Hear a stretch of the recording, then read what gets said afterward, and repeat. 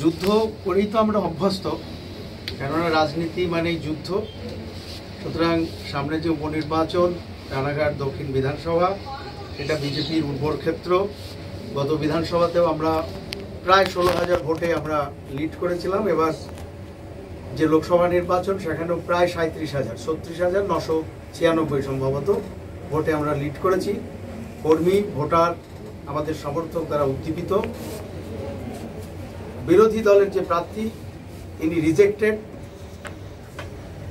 লোকসভায় সেটা প্রমাণ হয়েছে। তৃণমূল আবার তাকেই প্রার্থী করেছে। আমি জানি না ওদের অল্টারনেট কেউ নেই নাকি, সেটা ওদের বিষয়। তবে আমরা জিতবো এবং আমি আশা রাখি যে লোকসভার থেকেও বেশি মার্জিনে আমরা জিতব। দলের কেউ নয়, কেননা বহিরাগত সম্পর্কে ওদের কোনো আইডিয়াই নেই।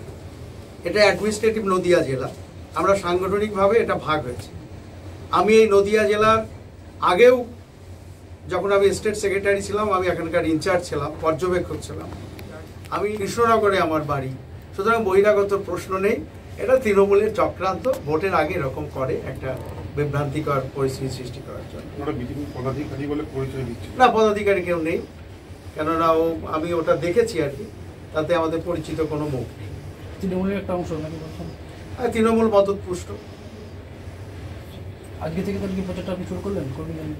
প্রচার আজকে আমাদের সবাইকে ডেকেছি, আমরা আলোচনা করব, প্ল্যানিং করব, তারপরে আনুষ্ঠানিকভাবে শুরু করব।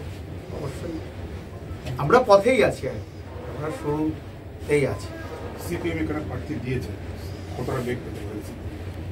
সিপিএম তো আপনার তো পশ্চিমবঙ্গে প্রমাণিত আর কি, সিপিএম রিজেক্টেড আর কি। লোকসভাতেও ওরা ভেবেছিল যে একটা ছাপ ফেলবে। সুতরাং সিপিএম আমাদের কোনো ফ্যাক্ট